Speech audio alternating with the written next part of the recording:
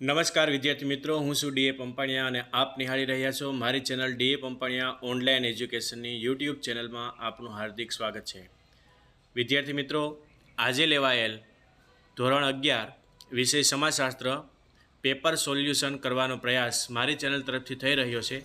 અપેક્ષા રાખું છું કે આ વિડીયો તમને જરૂરથી પસંદ પડશે. આપણું જે તક્ષશિલા શાળા વિકાસ પરીક્ષા સંકુલ છે તે વાર્ષિક પરીક્ષા 2026 વિષય સમાજશાસ્ત્ર, કુલ ગુણ 80, સમય 3 કલાક.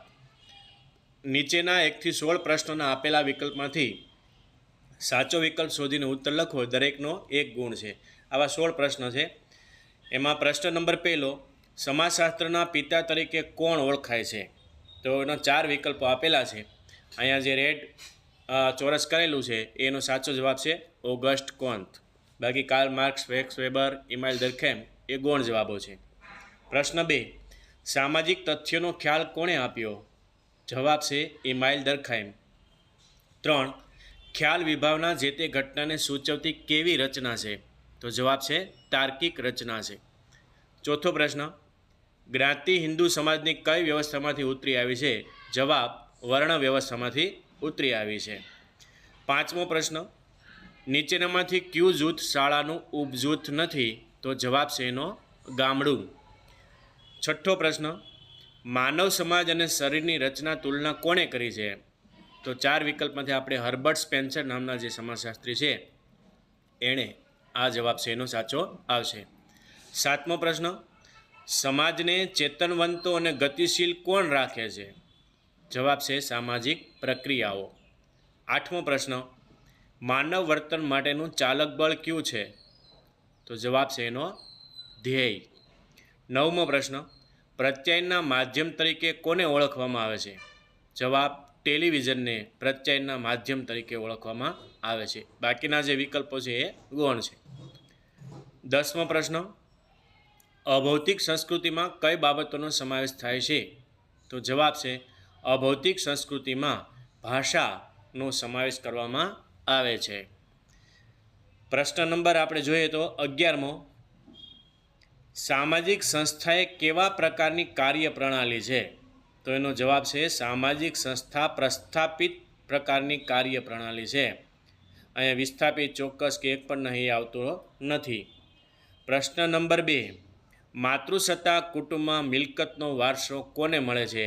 તો જવાબ છે માતૃસત્તા કુટુંબ વ્યવસ્થા હોય તો સ્વાભાવિક છે કે એમાં માતાનો દરજ્જો મહત્ત્વનો હોય, પુત્રીઓનો દરજ્જો મહત્ત્વનો હોય, તો એનો મિલકતનો વારસો છે એ તેમની પુત્રીઓને આપવામાં આવે છે. 13મો પ્રશ્ન, સામાજિક સંશોધનના હેતુ દર્શાવનાર વિદ્વાન કોણ છે? તો જવાબ છે સામાજિક સંશોધનના હેતુ દર્શાવનાર વિદ્વાન પોલિંગ યંગ છે. બાકીના વિકલ્પો છે ગૌણ છે. 14મો પ્રશ્ન, બાળકો અને નિરક્ષર વ્યક્તિ પાસેથી કઈ માહિતી મેળવવા કઈ પ્રયુક્તિ ઉપયોગી છે? તો આપણે જોયું કે બાળકોને નિરક્ષર અથવા તો જે વ્યક્તિઓ છે કે એની પાસેથી ચિત્રાત્મક સ્વરૂપની પ્રશ્નાવલી છે એ મેળવવા માટે ખૂબ ઉપયોગી સાબિત થાય છે.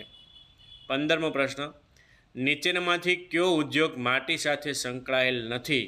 શણ, નારિયેળ, સૂતર અને ડેરી. તો જવાબ છે ડેરી ઉદ્યોગ છે એ માટી સાથે સંકળાયેલો નથી. વિશ્વ પર્યાવરણ દિન ક્યારે ઉજવવામાં આવે છે? છેલ્લો અને લાસ્ટ, તો વિશ્વ પર્યાવરણ દિવસ એ 5 જૂનના રોજ એ ઉજવવામાં આવે છે. તો વિદ્યાર્થી મિત્રો, પહેલા વિભાગની અંદર જે વિકલ્પવાળા પ્રશ્નો હોય છે અને એના 16 માર્ક હોય છે. આપણા 1 થી 8 પાઠ જે સમાજશાસ્ત્રની અંદર સમગ્ર વર્ષ દરમિયાન આપણે મારી યુટ્યુબ ચેનલ ઉપરથી એના વિડીયોઝ, આઈએમપી પ્રશ્નો, બ્લુ પ્રિન્ટ, એકમ કસોટીના પેપર્સ, આ બધું જો તમે વ્યવસ્થિત તૈયાર કર્યું હોય તો આ 16માંથી 16 માર્ક છે એ તમને મળવાપાત્ર છે અને તમને ખૂબ ઇઝી લાગશે.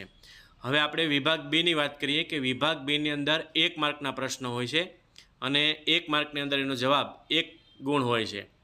તો નીચેના પ્રશ્નોના 17 થી 24 એક વાક્યમાં ઉત્તર આપો. દરેકનો 1 ગુણ છે.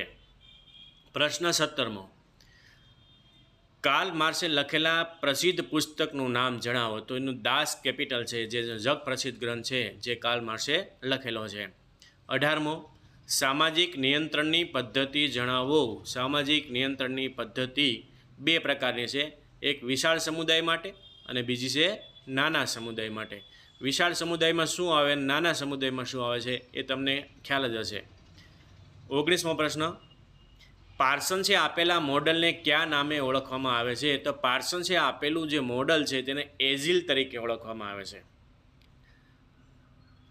20મો પ્રશ્ન, ધ્યેય એટલે શું? તો ધ્યેય એ પ્રાપ્ત કરવાની પ્રક્રિયા છે કે જેને આપણે ધ્યેય તરીકે ઓળખવામાં આવે છે. 21મો પ્રશ્ન, બાળકોને મિત્રો વચ્ચેના સંબંધમાં કેવા વાતાવરણનું મહત્ત્વ છે? તો જવાબ છે લોકશાહી અને સમાનતાભર્યા વાતાવરણનું એની અંદર અહેસાસ થાય છે.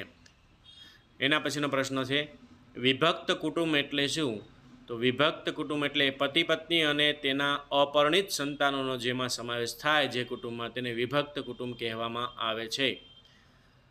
23મો પ્રશ્ન, પહેલી પૃથ્વી પરિષદ ક્યાં અને ક્યારે ભરાઈ? પર્યાવરણ અને સમાજ નામના જે પાઠ છે 8મો, એમાંથી આ પ્રશ્ન લેવામાં આવ્યો કે 1972ની અંદર બેલ્જિયમમાં પ્રથમ પૃથ્વી પરિષદ ભરાણી હતી. 24મો પ્રશ્ન અને લાસ્ટ, નિદર્શ સેમ્પલ એટલે શું? કે જે અભ્યાસો વસ્તી કે સમષ્ટિના પ્રતિનિધિત્વ ભાગ ધરાવતા નમૂના એને નિદર્શ અથવા તો સેમ્પલ્સ કહેવામાં આવે છે અથવા સેમ્પલ સર્વે કહેવામાં આવે છે.